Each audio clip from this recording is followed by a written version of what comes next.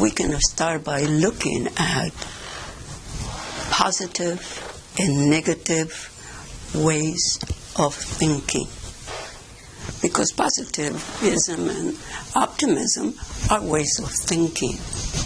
And where did we get that from? How did it all start?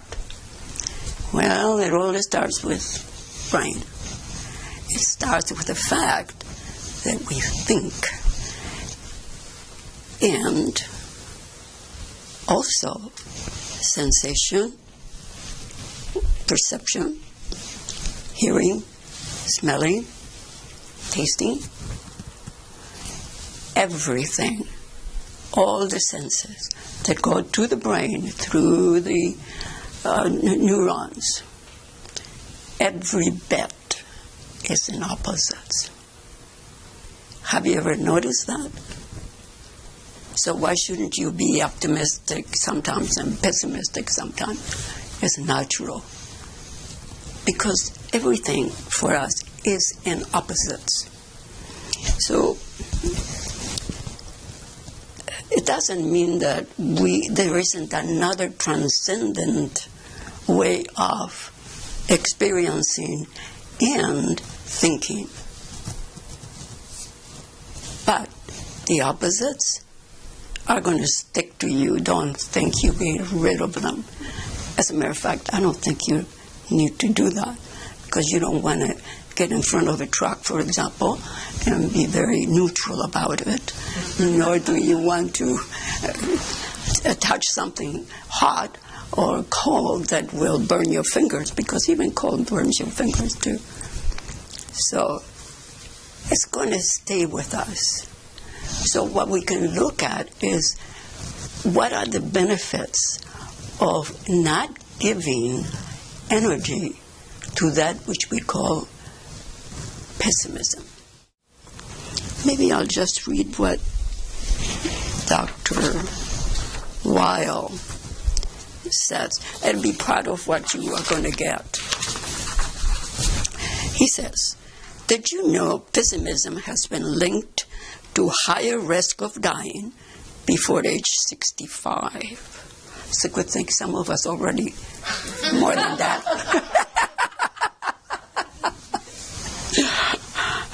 A little bit later, maybe. On the other hand, expressing positive emotions, such as optimism, is associated with a variety of health benefits. Lower production of the stress hormone cortisol, better immune function, and reduced risk of chronic diseases. If you are stressed out or anxious, which can be either a cause or an effect of a pessimistic outlook, it tells you to try a few things, and that I let you read yourself when you take it with you. So we have to look and see, first of all, how old are we? And there are quite a few that are below 65 here. Some of you are younger. So maybe you are the ones that have the chance. At 85, if I'm optimistic, it's a little too late. But since I am supposedly retired, more or less, I think that maybe a positive attitude, which has been what keeps me going beyond 65, is important. It's important for me to acknowledge the truth without taking credit for it. All I can say is, boy, thank you for being able to do that. So if we look at our way of functioning, we will see that we automatically think in opposites. So when you are in the daily living of how do you view yourself? How do you see others? Do you see others mostly in a negative way? Do you feel others are not understanding you? Your partners, your workers, your husband, your wife, your in-laws, your brother and sister. I mean, there's always someone that we experience as not very optimistically. We don't have the experience. We can't, because maybe they themselves are pessimistic. And we don't even know that we follow them without noticing. So it's kind of it's natural. We have neurons that are called mirror neurons. We imitate, just like monkeys. But it's normal. And we are imitating without realizing that our own brain will just automatically follow. I'll give you one little example, if I may share myself. My husband used to have this habit of saying, "I'll let you turn it on, sweetheart, will you?" "Oh, sure." I started to say the same thing. And I caught myself repeating. And I thought that was positive, of course. It was not. He wasn't demanding. So what makes those neurons work that way? That is what we can imitate when we are little children. That is how we learn, by imitation a lot, until we start getting verbiage, of course. Then we start something else, and the thinking process. So understanding yourself as a human organism that function in a certain way, I think is the first things we need to look at positive and negative ways of thinking. Because if we don't see ourselves as a whole, I always say that we are spirit to psychophysicalness. Is there anyone that has never heard that word? Okay. Let me tell you just quickly. I made up that. You're not going to find it in a dictionary. Maybe someday, 100 years from now, I don't know. Spirit to psychophysicalness, or cosmopsychophysicalness. Because some people don't like the word spiritual, and some don't like the word cosmos. But it's the same. It's origin, it's creation, it's a space where everything is created. And then we have words for it, and beliefs, and faith, God, or the Big Bang. But we can't prove either one. So I take it that when people are talking about God, they're talking about the same thing I am. When I say spiritual psychophysicalness, or I say cosmopsychophysicalness. Spirit, well, let's start with the spirit. Spirit, I just told you what represents this special something about us that love, that cares. They're not like animals at times. But we are. We have that wonderful aspect that we can live a life of love and compassion. Spirit or cosmos as original, an aspect that is there, because we are made up of molecules, atoms, particles that come from somewhere, whatever it is. Okay, so the physicalness is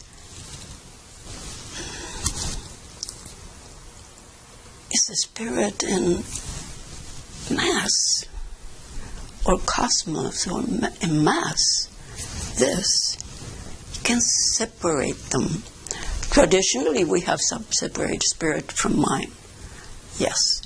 And for some people that works fine. I'm not saying don't think differently. No. Just inquire within yourself.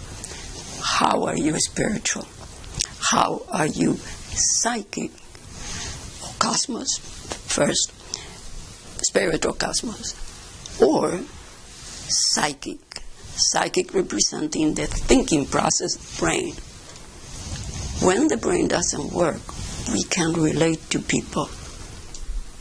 It's just the way it is. So we cannot even be spiritual unless some area is still working, and even though we can't talk, we can't move, that can still be going on with the person. But not in everyone. Something has to be clear in the whole organism, especially in the brain. So we are spirit to psycho. Not psycho of the psycho, no. I don't mean that. I mean mental. Physical. Physical body, there's no two ways about it, that we are physical. Ness, which is the last part, is that state of being whole. Most of you have heard the word spiritual psychophysicalness. I hope you're listening and hearing it in a different way today, because you are today different than you were. You already have changed many cells and so on and so forth, even though you remain the same person. So see if you can look within yourself and find something that means other than you thought it meant before. It's possible. We are infinite in our way of thinking, really, in experience.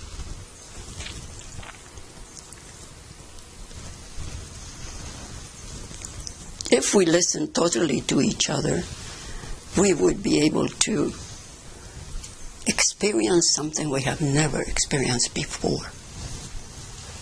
But for that, we have to be very attentive, very mindful in our listening. And that it goes for anybody that speaks here. So, since we are spiritual psychophysicalness, where does optimism, whereabouts in that word would optimism and pessimism belong? Just look for a moment. Because he tells you, Dr. Weil, that is in the emotions. Emotions are managed by the brain, by our past. How do you look at your past? Do you look at your past with pessimism? Do you look at your family as having done this to you and that to you, and this is why you turned out the way you did? Or with optimism. Oh, I had such a good child. I'm so grateful. I can tell you how you did and how you experienced that. Do you think that it's possible, if you're pessimistic, to look at your past and say, well, yeah, this happened and this happened and this happened. Well, but it happened to the people before me and before them and before them. I wonder if I turned out differently. Maybe I can. Is it possible? Of course it is. Not just to shift into optimism. No, experience totally the emotion that you call pessimism. and see how you hate. You do. I don't blame you for it. Why should you be blamed for something that is natural? You experience an opposites. You couldn't experience your parents, your teachers, your friends, your family any other way. It's normal. So take the guilt out and start looking at the other side. Why? Because you're capable, for heaven's sakes. If you can see pessimistically, you can see optimistically. The thing is, are you getting a lot satisfaction in being angry at the past, which doesn't even exist? But these brains don't get it. Actually, we have memory. Normal. Which one do we pay attention to? Which one gives us the most reason to be alive? Well, for some reason it's being angry. And it's all right. If that's the way you want to be, take the consequence, and maybe you learn something. If you look at the consequence and see that you don't have that in your heart, the whole thing will shift. Right? Yeah. So, there are ways in which you can look at things and start changing, according to Dr. Weil. But I am very unlike person to tell you what to do or how to do it, especially. First, because I know you know how to do it, and that I'm not here to teach you anything, because all I can do is remind you of what you are. And you are that optimistic person. You are that positive person that cares and loves. Why should you be wasting your time here otherwise? Might as well go to a races or to, play golf. Do something else. Please notice where you're sitting. Please notice to what you're listening to. Forget this person. Just what is being said. And now, when you all start sharing, listen to what others say. And then look at within. Be honest with yourself. You don't have to say anything if you don't want to. And then we all will listen to each one of you speaking, so that we all can learn at the same time. I think I talked a long time.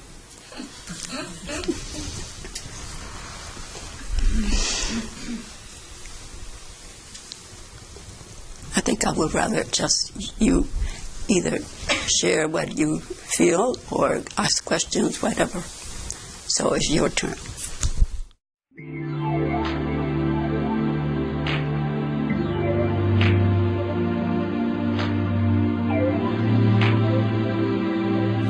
Thank you for sharing that, because that is very important. So pessimism may be associated with being right. Yeah.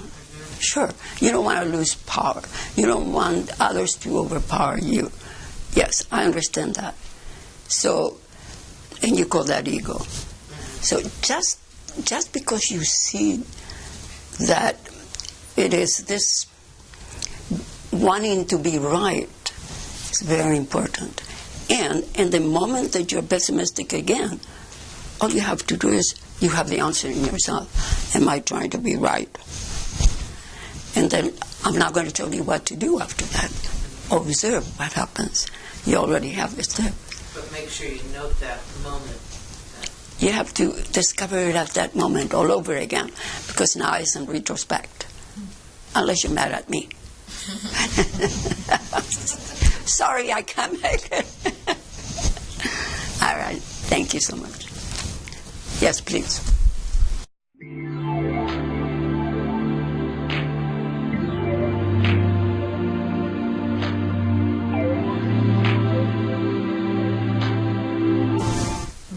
Lots of sense.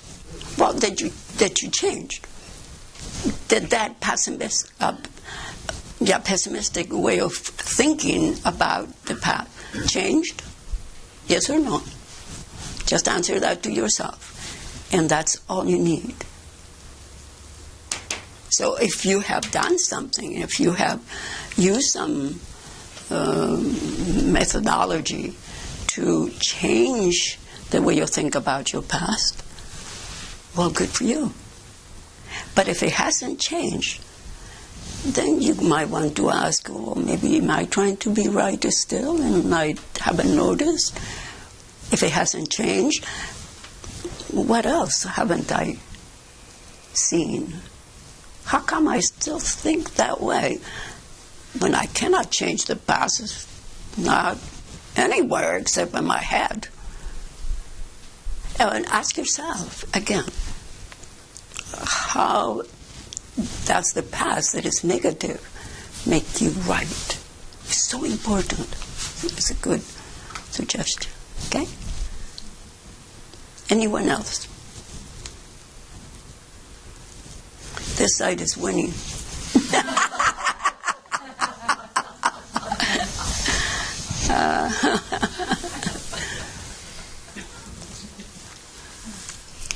Yes, please.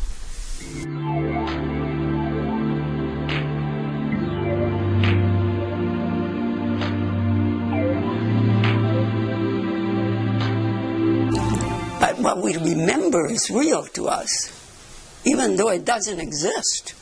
I know people that are so angry about the past that they are 80, almost 80 years old, if I'm thinking of one human being, and not going to give up.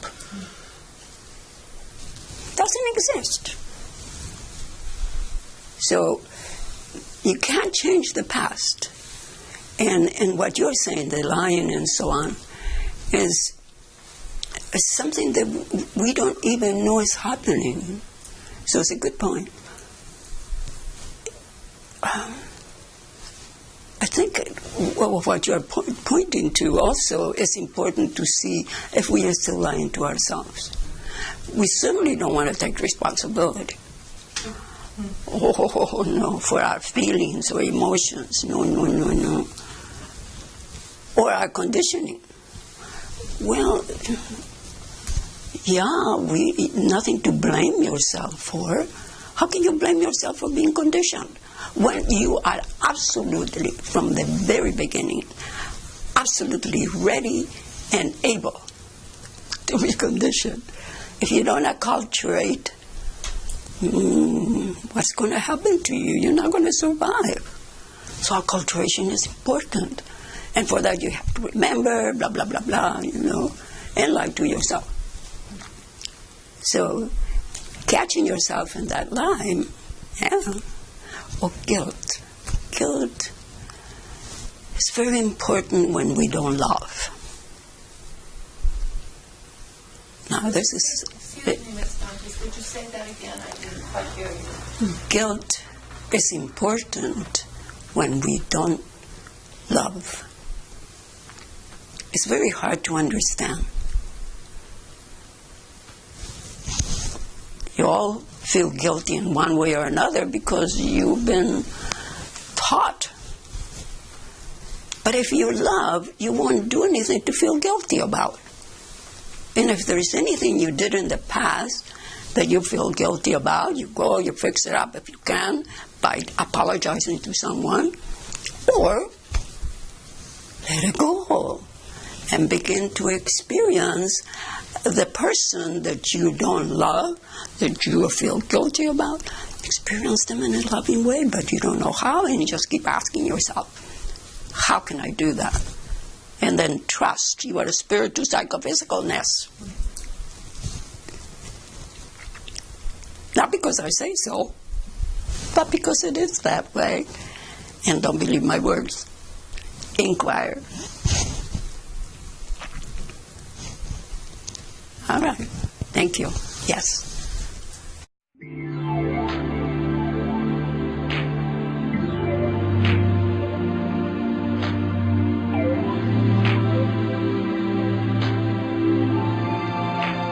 Yeah. Mm-hmm. So what do you think the first thing you could do? Notice that. Without judging or evaluating. Here I go saying I should again. So stupid. I should stop it. It is so difficult to be neutral about ourselves. I mean, we're still thinking opposites. So should is part of what we learned. So shoulds go with guilt. Very well. Well, we needed that because we were little, animals when we were. Like little cats and dogs, playing around, not knowing whether we're throwing things around or not. As a kitty, know how not to, throw something down. No, and a child doesn't either. So we acculturate the poor children. We have to. What else are we going to do? They won't survive otherwise.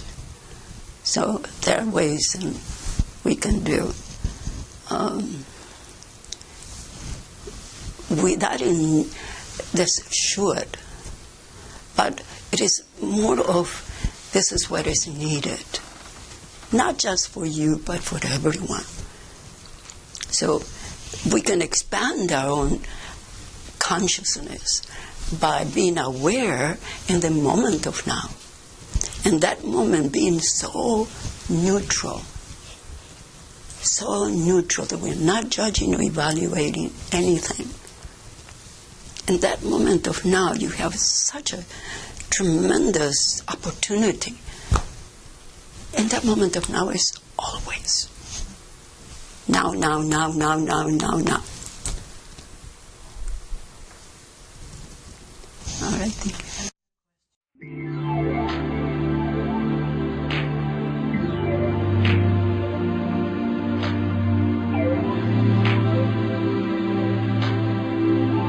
Oh, good luck. I mean, with the culture, we live in a certain... You are concerned about how acculturated they are instead of seeing your own acculturation at the moment of now and having them be just as acculturated as you are. When that is equal and you're looking at it without judging or evaluating, then see what your experience is. But I can't tell you how to do it. I mean, there are ways, and you will read what Dr. Weil says, and that may be a helpful thing. But gee, I'm not Dr. Weil. So I'm not very nice. I don't tell you how to do it. I trust that you know how. But I'm always here to support you. All right. Anybody here?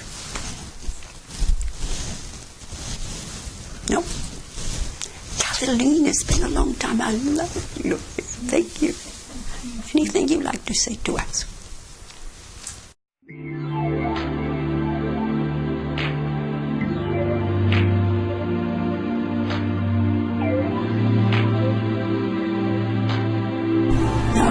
Doesn't exist. The fact that you are aware that you judge is important, and that you acknowledge. You're not pushing it to inside. You're not saying, I am all this wonderful. No, I judge too. That's very important because it gives you the opportunity not to judge at the moment of now. So it doesn't mean your brain will say something and say, thank you for sharing. Go on. But, you have always been how can I say,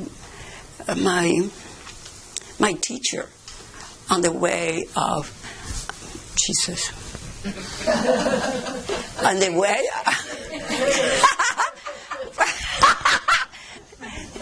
way of aging gracefully. and kindly, because you are a couple of years, I think, older than I am. No, I don't think. And I always looked up to you and the way you never felt old to me. Just can't see you old anymore, and I could see myself old. So, physically, of course, yes, of course, but inside, no. And now you have always been optimistic as far as I could see. So you have been sort of an idol and a teacher, and I appreciate it very much. These things I have learned in your class.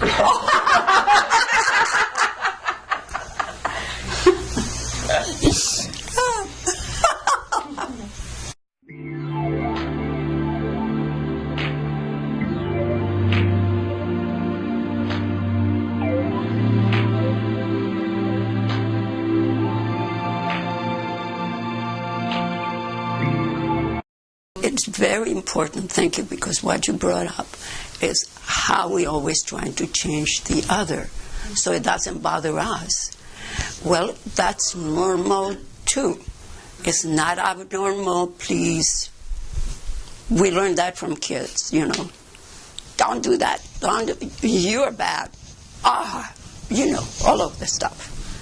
So we have learned that there is a way to change somebody because our parents try to change us all the time. And I want you to do this, and I want you to go to college, or I want you to be this or be that. What else are we going to do? We do that, just repeat. Remember, we have neurons that are mirror neurons.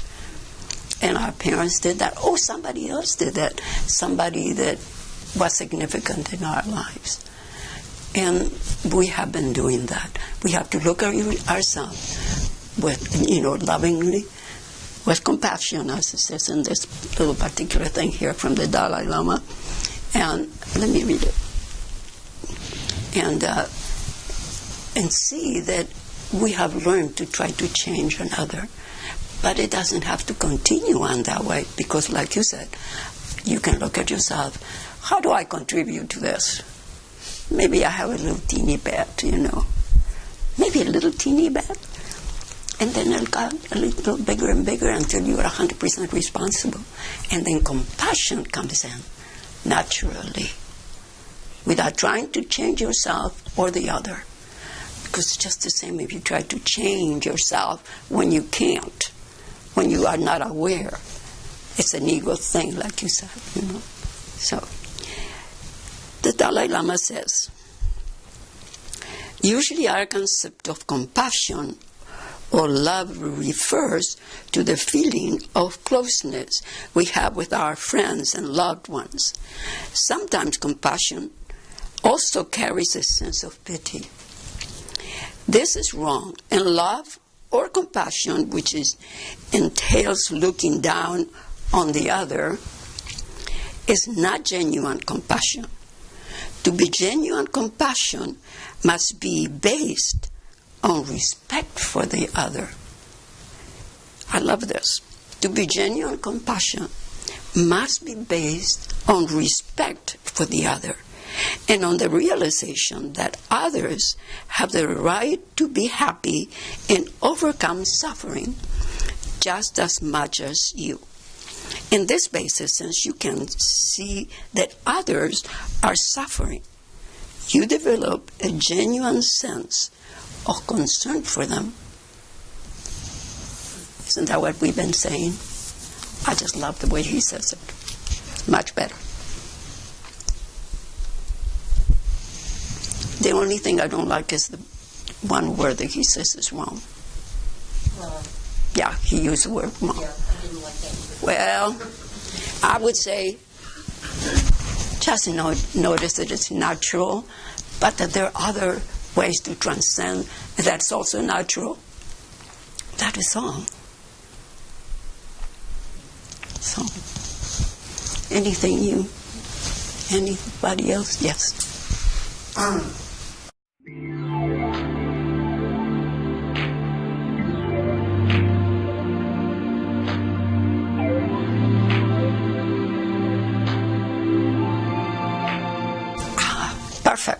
Yes. This reminds me of someone that was here yesterday or the day before, whenever it was.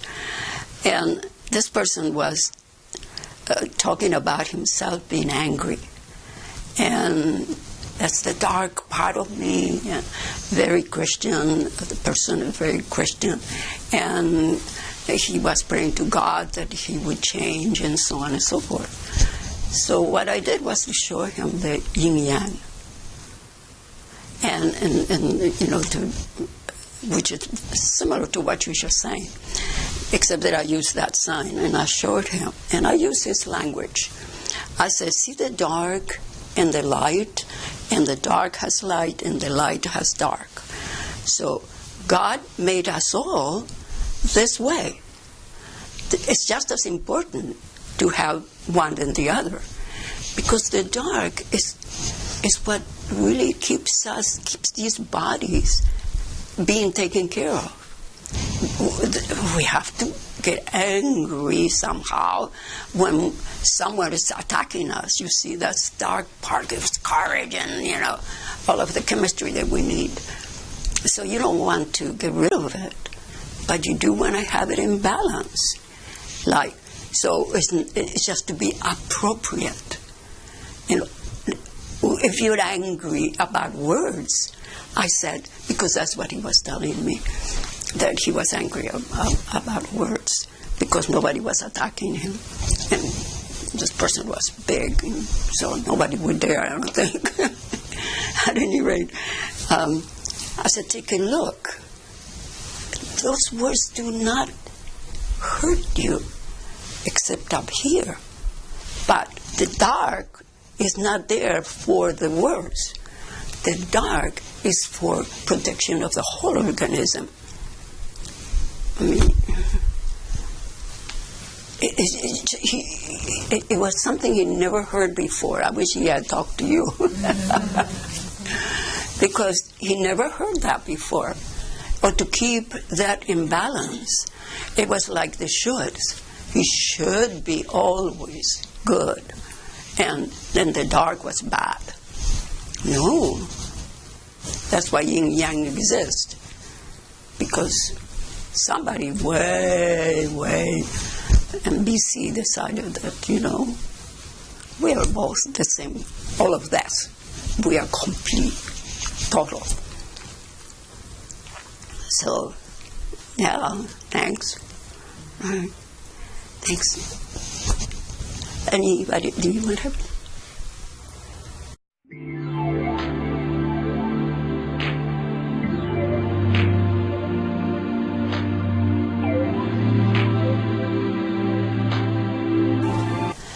But isn't it hard to respect somebody that doesn't respect you?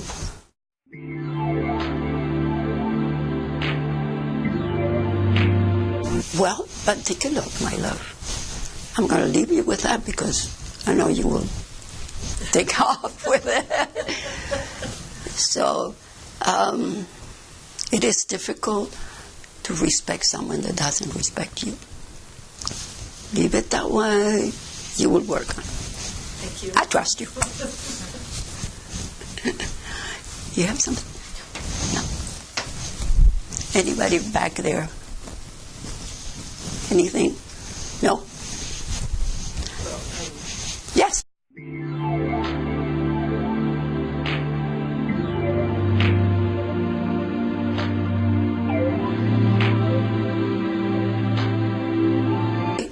And we're always trying to fix something we've done. Can't say, well, I don't want to think that way when you're still thinking that way. So it's okay. Thank you for sharing that. Anyone else here?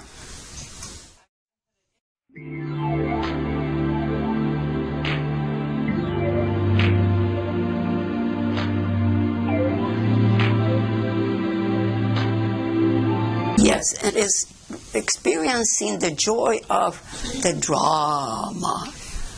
And people talk about dramas all the time. But there is no awareness that we enjoy talking about the drama. That's why we have gossip. Because what is gossip except dramas? Our brains going. So thank you for sharing that. That's the other part of positive and negative.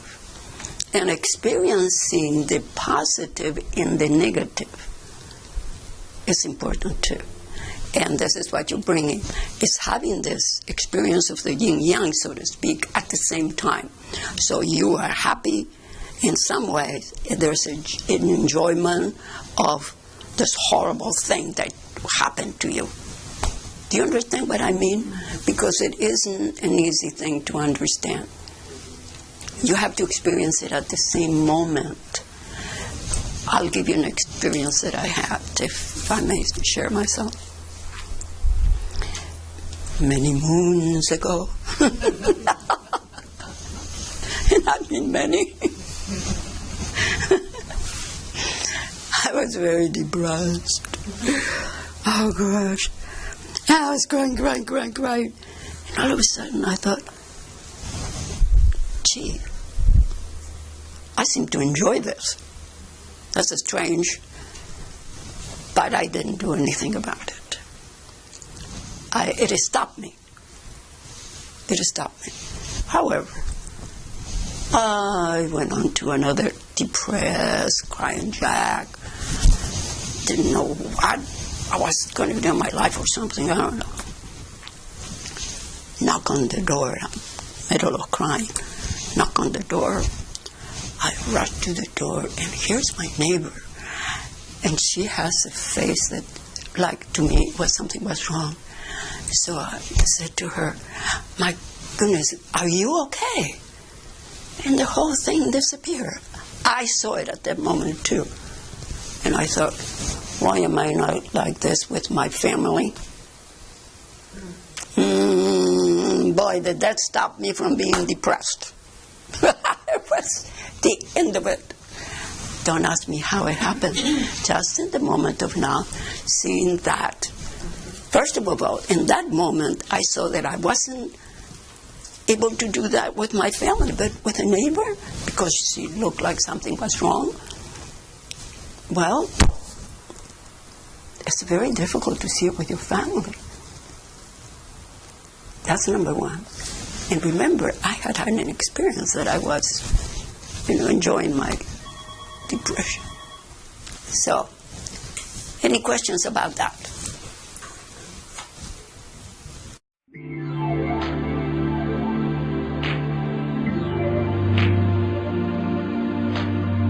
No, I just stopped it by itself. I didn't do anything.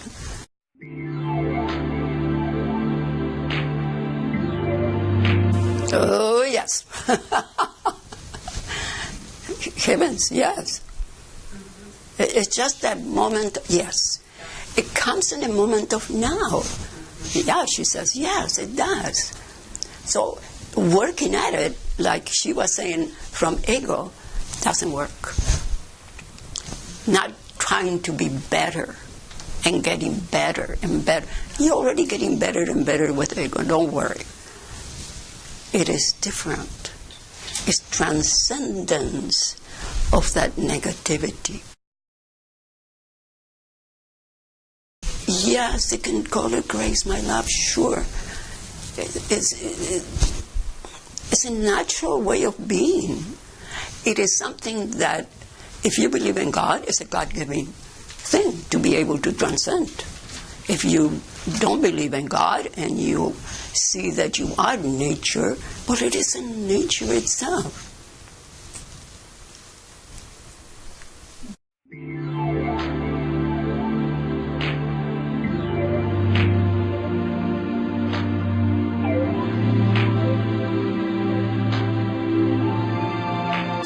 Yes, it works that way for most people, yes. Don't take my way, because my way is whatever. So I don't want to give people hopes that they can do that. No, if it is that way, it's that way. But your way is just as perfect. So thank you for sharing that. That is very important. Otherwise, people might think that they have to, oh my goodness, it has to happen to me that way or it's not going to happen. No. goes slowly for some people. For some people, it goes like that. But it doesn't mean you can't do it either way. And maybe another way that we don't even know yet, that somebody hasn't brought up. I don't pretend to know everything. I'm learning. Anyone that has not said anything that wants to say something. All right. Time to have tea and cookies. All right. I would like to have you go with all of these, so I'm going to have you take them. I just want you to know how happy I am that you're here today, how grateful I am that I am able to continue to be of service, even though I may not do it as often as I used to. And just like you say, a little bit less and so on, but I'm willing to listen. And I will be here to be of service to you individually anytime. You just call Phil and he will set up an appointment for you.